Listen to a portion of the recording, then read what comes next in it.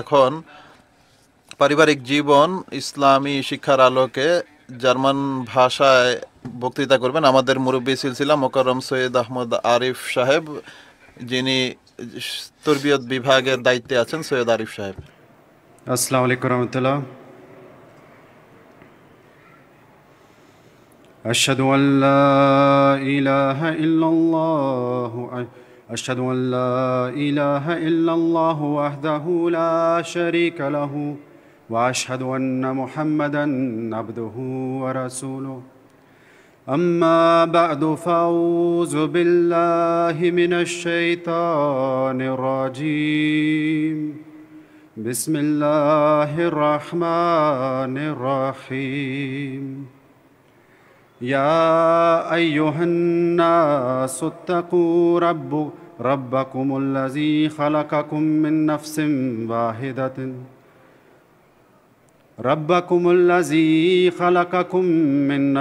واحدة وخلق منها زوجها وبث منهما رجالا كثيرا ونساء واتقوا الله الذي تساءلون به والأرحام إن الله كان عليكم رقيبا. Liebe Zuhörer, stellen Sie sich vor, Sie sind in einem Flugzeug und plötzlich hören Sie laute Klacken.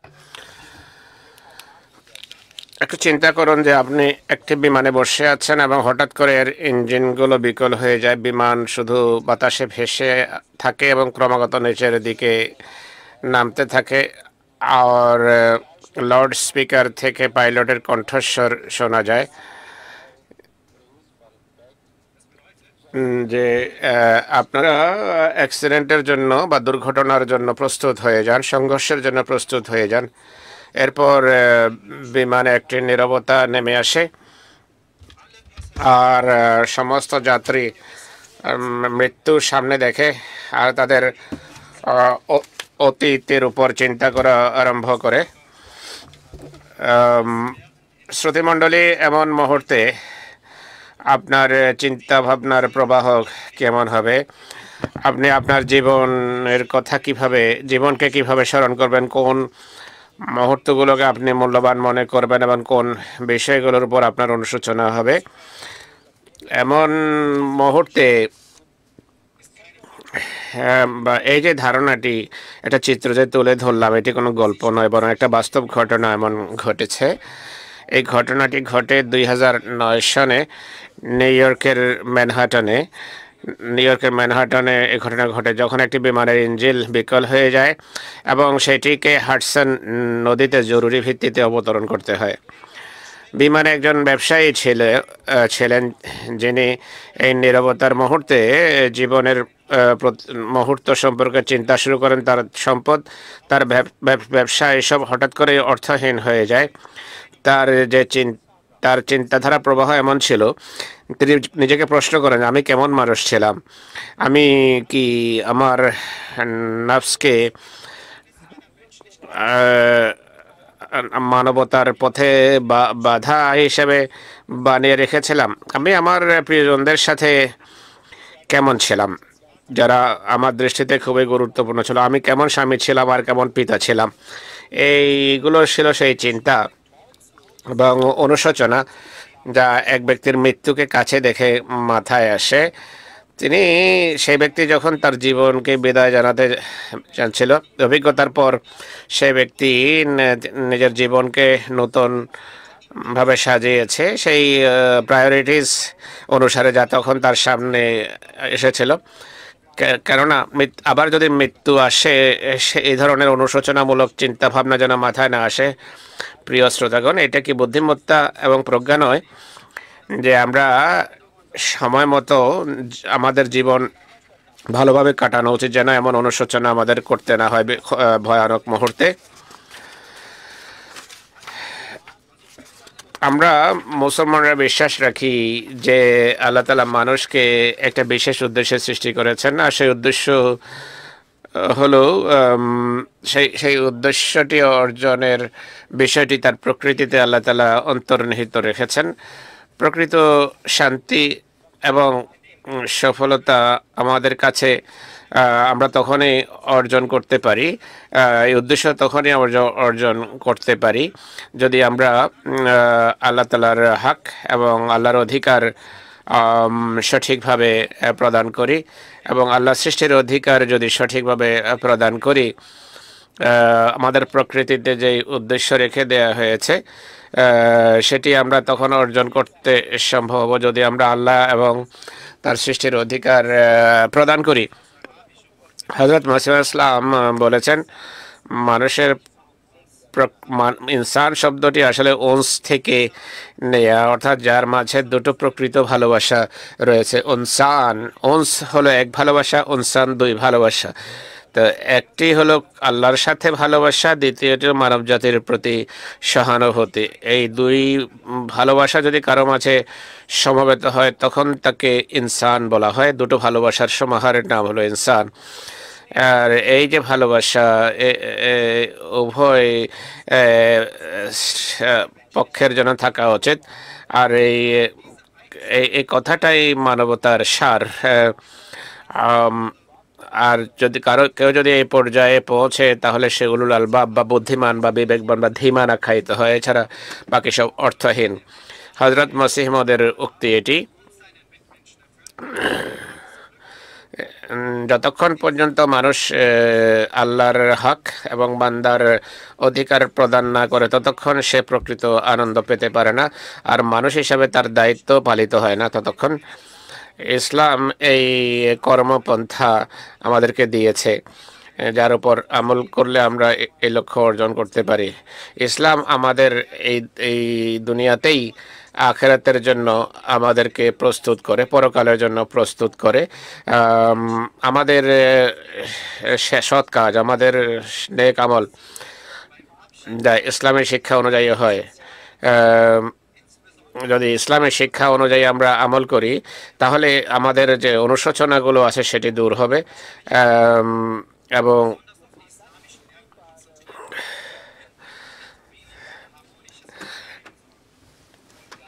ইসলামী মূল্যবোধ অনুসারে, ইসলামী শিক্ষা অনুসারে একটি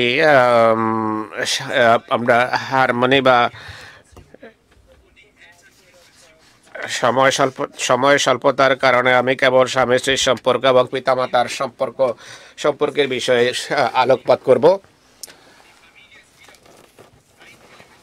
সুধী মণ্ডলী, বিবাহ হলো পরিবারের একক, আর সন্তানের জন্মের পর এক ব্যক্তি পিতামাতা হয়ে যায়, আর এই ছোট একক এরপর সম্পর্কের গণ্ডিতে আরো বড় হতে থাকে। এইগুলোর এই বিস্তৃতির সাথে এখানে সবচেয়ে গুরুত্বপূর্ণ বিষয় হলো পিতামাতা হওয়া। মহানবী সাল্লাল্লাহু আলাইহি সাল্লাম বলেছেন যে বিয়ে চারটি কারণে করা হয়ে থাকে। মূলত তার সম্পদ, বিয়ের কেউ সম্পদের জন্য কোনো পরিবারে বিয়ে করে, বা তার বংশের বড় হওয়ার কারণে বিয়ে করে, বা সৌন্দর্যের কারণে, অথবা ধর্ম ভালো হওয়ার কারণে। কিন্তু মহানবী বলছেন ধর্মকে প্রাধান্য দেবে, নতুবা তোমরা সবসময় সমস্যায় নিপতিত থাকবে। সুনান ইবনে মাজাহ। এটি যদি আমরা মহানবীর এই নির্দেশ মেনে চলি তাহলে সত্যিকার অর্থে জীবনসঙ্গী নির্বাচনের সময় আখিরাতের প্রস্তুতি সেটি গণ্য হবে, আর সেই অনুশোচনা থেকে আমরা রক্ষা পাব যা জীবনের সমাপ্তিতে জন্ম নিতে পারে। হাদিসে উল্লেখিত তিনটি কারণ, সম্পদ, সৌন্দর্য, বংশ, এই দুনিয়াতেই থেকে যায়, আর যেহেতু এই দুনিয়া নশ্বর তাই এইসব বিষয় নশ্বর। যে জিনিসটি চিরকাল বাকি থাকে সেটি হলো আখিরাত, আর সেটি হলো ধর্ম। যা পরকালকে যে জিনিসটি প্রভাবিত করে সেটি হলো ঈমান। আর এটি দেখা উচিত বিয়ে করার সময় এটি দেখা উচিত। এটি সম্পর্ককে দৃঢ় করবে এবং দাম্পত্য সুসম্পর্কে পর্যবসিত হবে, কারণ স্বামী স্ত্রী উভয়ই একই বিষয় সামনে রেখে জীবনের সফর অতিক্রম করবে। উভয়ের লক্ষ্য একই হওয়া উচিত, উভয়ের কাঙ্ক্ষিত যেন বিশেষ একই হওয়া উচিত। যে আয়াত তেলাওয়াত করা হয়েছে সেই আয়াত অনুসারে স্বামী স্ত্রী উভয়ই প্রতিশ্রুতি দেয় একে অন্যকে যে তারা ইসলামী শিক্ষা অনুসারে জীবনযাপন করবে।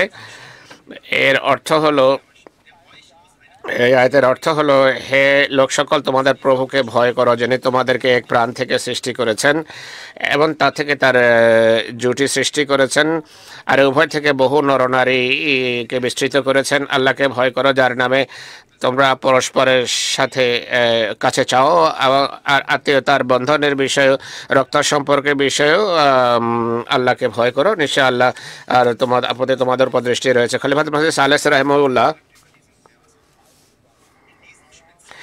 এই আয়াত সম্পর্কে বলেন, এই বিশেষ আয়াতে যা বিয়ের সময় পড়া হয়, খোদা তাআলার তাকওয়া অবলম্বনের উপদেশ দেয়া হয়েছে। আল্লাহ তাআলার আর আল্লাহর সম্পর্কে তাকওয়া অর্থ হলো, রবের তাকওয়া অবলম্বনের অর্থ হলো যে আল্লাহ তাআলা তোমাদের প্রভু, তোমাদের রিজিক দেন, তোমাদের প্রতিপালন করেন। ঠিক সেভাবে তোমাদের উপর নতুন দায়িত্ব অর্পিত হবে। তোমরা দায়িত্বগুলো তখনই সুচারুরূপে পালন করতে পারবে যখন তোমরা তোমাদের সত্যিকার প্রভুর বা প্রতিপালকের তাকওয়া অবলম্বন করবে। মানুষকে আল্লাহর রঙে সৃষ্টি করা হয়েছে, আল্লাহর প্রকৃতিতে সৃষ্টি করা হয়েছে। বিবাহের মাধ্যমে তারা খোদা তাআলার গুণাবলী আরো গভীরভাবে নিজের মাঝে সৃষ্টি করতে পারে। এর প্রকাশের গণ্ডি বিস্তৃত হয়, যাতে জীবন সাথী, শ্বশুর পক্ষের আত্মীয় স্বজন, অন্যান্য ব্যক্তিরাও এসে যায়। সে তার স্ত্রী, সন্তান এবং পরিবারের অন্যান্য সদস্যের জন্য রব অর্থাৎ লালন পালনকারীর ভূমিকায় অবতীর্ণ হয়।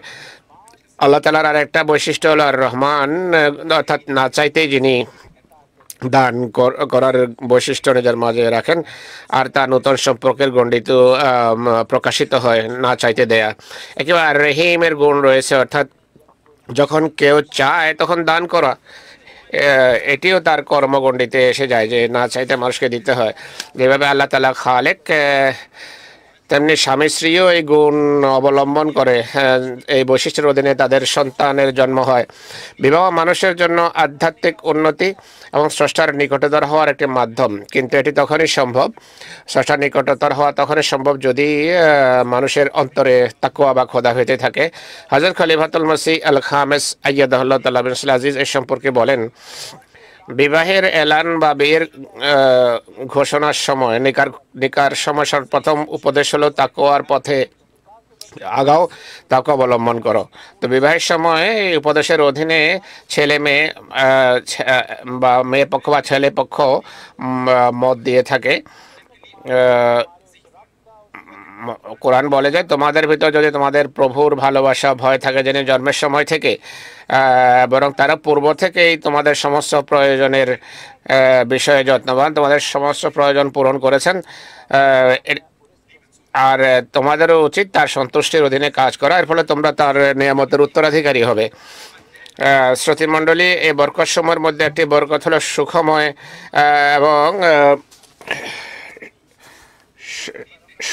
এবং সমতামূলক জীবনযাপন করা। বিবাহের সাথে সাথে সন্তান এবং পিতামাতার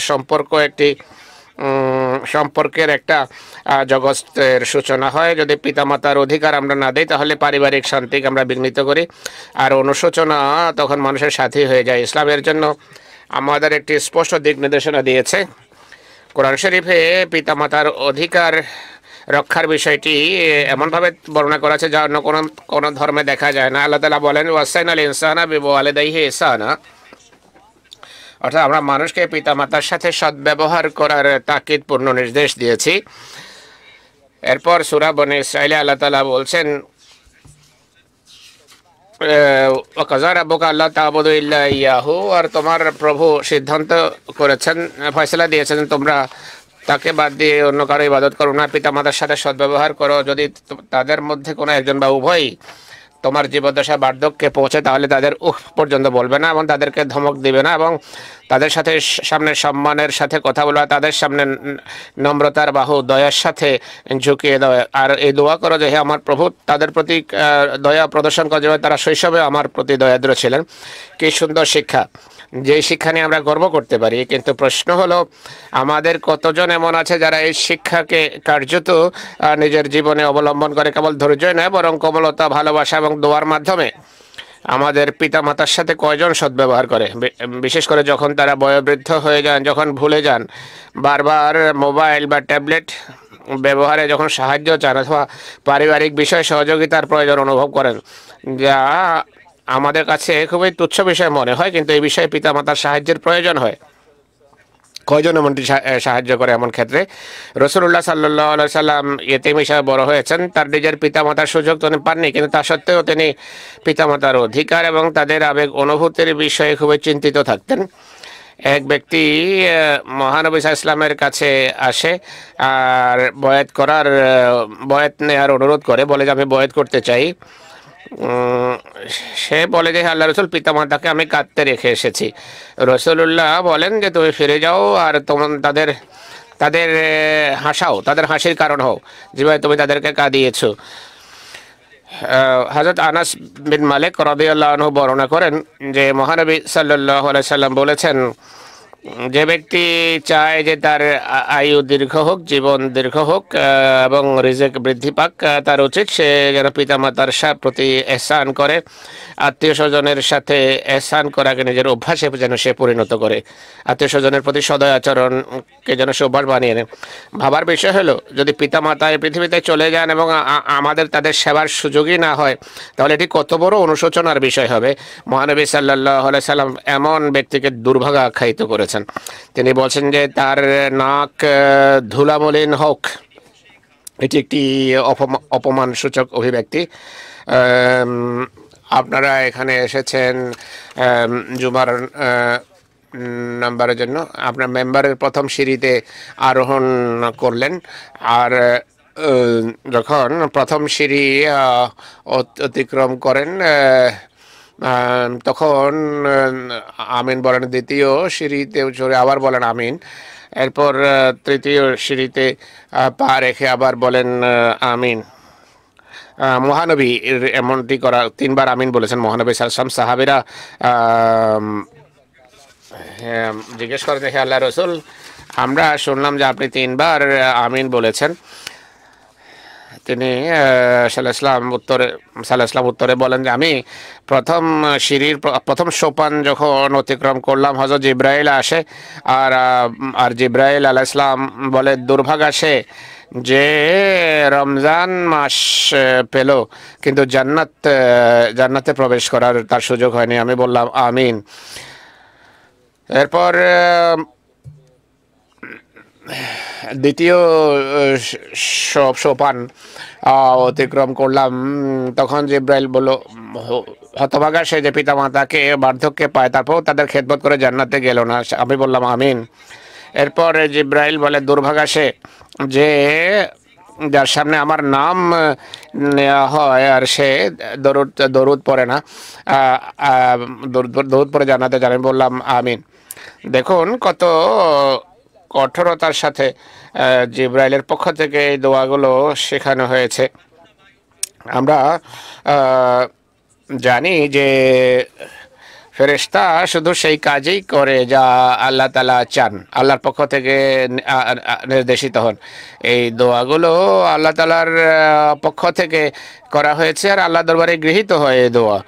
তো মহানবী সাল্লাল্লাহু আলাইহি সাল্লাম যখন আমিন বললেন, তা চিন্তা করুন যে কত হতভাগা হব আমরা যদি আমরা পিতামাতাকে পেয়ে খেদমত করে জান্নাতে যাই না। কত বড় অনুশোচনার বিষয়। ইসলামী শিক্ষার আমল করে জীবনকে কি আমাদের সুন্দর করা উচিত নয়? আমাদের পরিবারকে কি শান্তির কেন্দ্রস্থলে পরিণত করা উচিত নয়? কিন্তু তাদের কি হবে যাদের পিতামাতাই দুনিয়া থেকে চলে গেছেন? আমাদের প্রিয় নবী ঈসা আলাইহিস সালাম তাদের আবেগ অনুভূতির কথাও দৃষ্টিতে রেখেছেন, তাদের জন্য একটি পথ বাতলে দিয়েছেন। এক ব্যক্তি আর বললেন, হে আল্লাহ রসুল, পিতামাতার মৃত্যুর পরেও কি এমন কোনো নেক কাজ আছে যা করলে আমি তাদের সাথে সদ্ব্যবহার করতে পারি? হুজুর সাল্লাল্লাহু আলাইহি ওয়াসাল্লাম বলেন, হ্যাঁ, তাদের জন্য দোয়া করো, তাদের জন্য ক্ষমা প্রার্থনা করো, তাদের কৃত প্রতিশ্রুতি পূরণ করো, তাদের আত্মীয় স্বজনের সাথে সুসম্পর্ক রাখো, যারা পিতামাতার সাথে সম্পর্কিত এবং তাদের বন্ধুদের সম্মান করো। এই হলো ইসলামের শিক্ষার কয়েকটি দিক যা আমাদের এই বিষয়ে পথ নির্দেশনা প্রদান করে যে পিতামাতার সাথে কেমন ব্যবহার করা উচিত, কীভাবে নিয়ে বিচার করা উচিত। কিন্তু একটা সুখী ও সুসংহত পারিবারিক জীবনের জন্য প্রয়োজন হলো পরিবারের প্রতিটি সদস্য তার ভূমিকা পালন করা, আর এই কথার খেয়াল রাখা যে সে অন্যের অধিকার প্রদানের জন্য কোনো ত্রুটি না করে। এই জন্যই ইসলাম শুধু পিতামাতার অধিকারের উপর জোর দেয় না, এবং পিতামাতাকেও সতর্ক করে যে তারা যেন তাদের দায়িত্ব পালন করেন এবং সন্তানদের অধিকার দেন। মহানবী বলেছেন, যেমন তোমাদের উপর তোমাদের পিতামাতার অধিকার রয়েছে, তেমনি তোমাদের উপর তোমাদের সন্তানদেরও অধিকার আছে।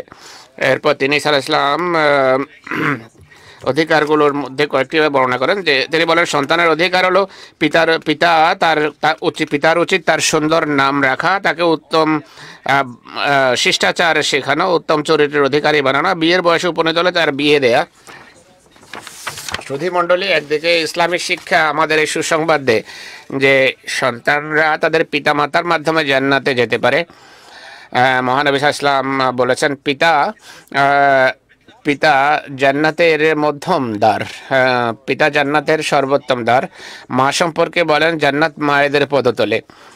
এর অর্থ হলো, যদি পিতামাতা তাদের দায়িত্ব পালন করেন এবং সন্তানদের উত্তম প্রশিক্ষণ দেন, তাহলে সন্তানরা এই প্রশিক্ষণের তরবিয়তের মাধ্যমে জান্নাতে যেতে পারে।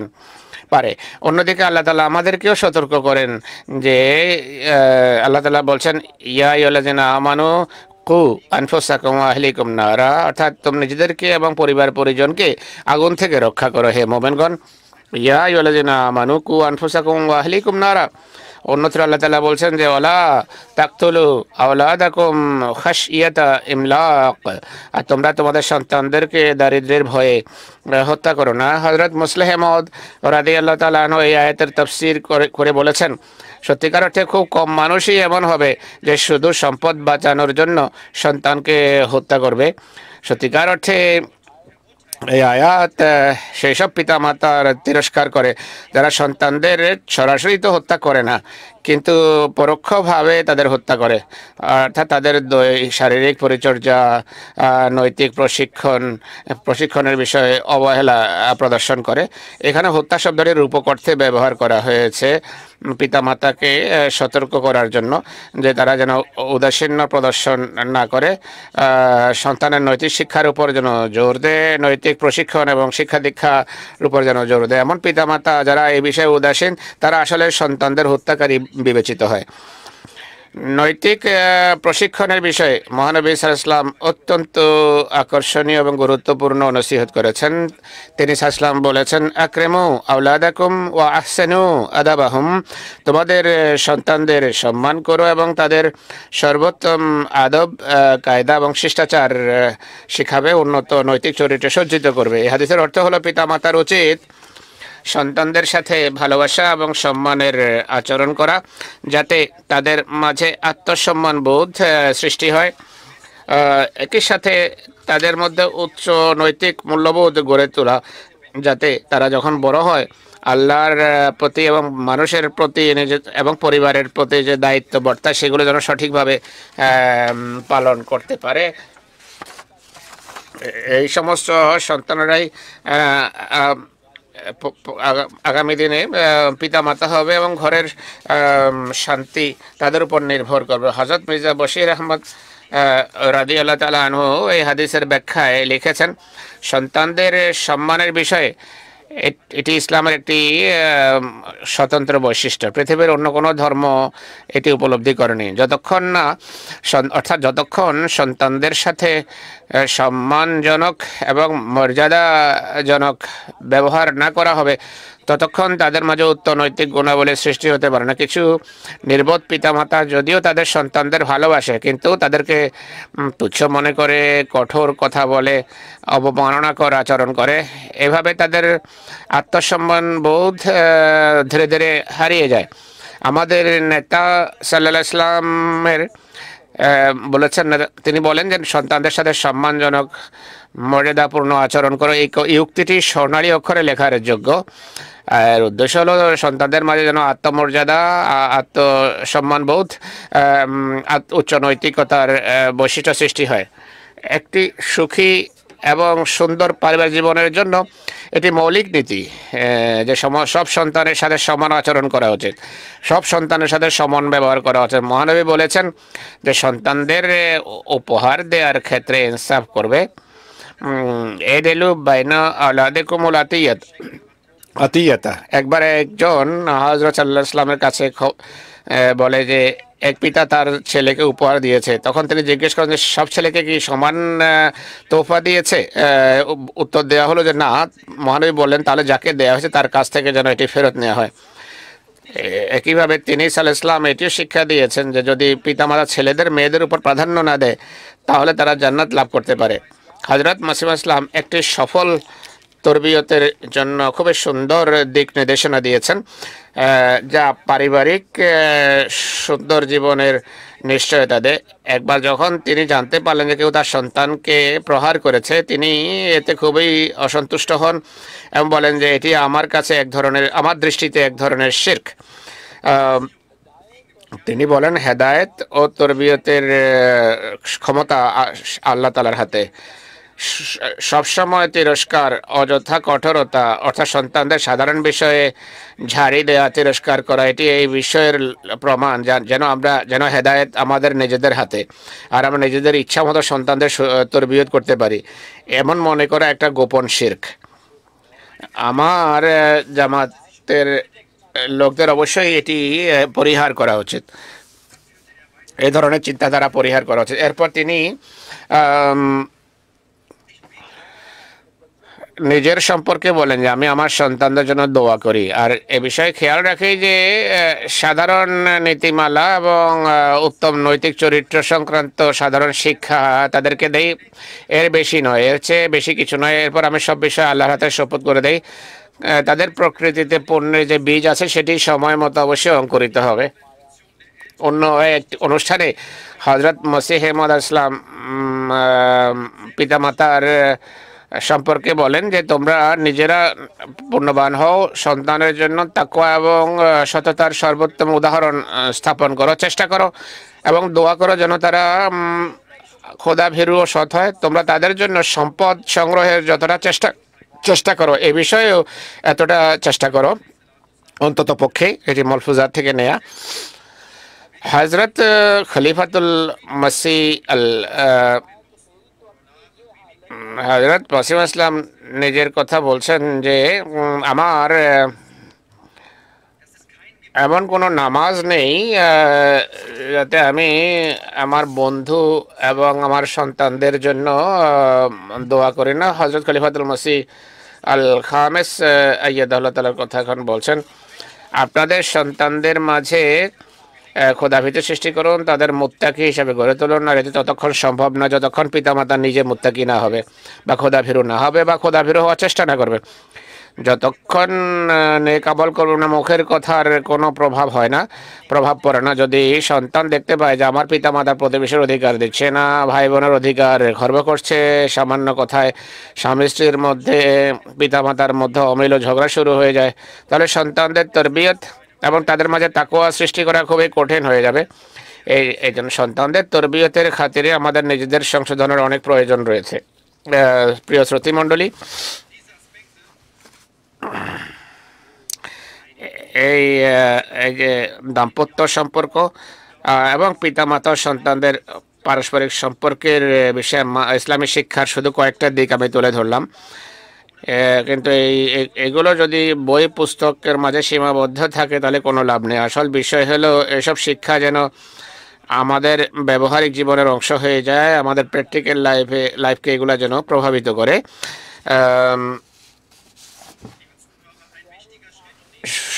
সুধী মণ্ডলী, এই শিক্ষাগুলোকে জীবন্ত করার একটি গুরুত্বপূর্ণ মাধ্যম হলো দোয়া। আল্লাহ তাআলা পবিত্র কোরআনে আমাদের একটি অত্যন্ত সুন্দর দোয়া শিখিয়েছেন, যা সুখী পারিবারিক জীবনের নিশ্চয়তা দিয়ে থাকে। তা হলো রব্বানা হাব লানা মিন আজওয়াজিনা ওয়া যুররিয়াতিনা কুররাতা আয়ুন ওয়াজআলনা লিল মুত্তাকিনা ইমামা। হে আমাদের প্রভু, আমাদের স্ত্রীদের এবং সন্তানদের পক্ষ থেকে আমাদের নয়নের স্নিগ্ধতা দান করো এবং আমাদেরকে মুত্তাকিদের ইমাম বানাও।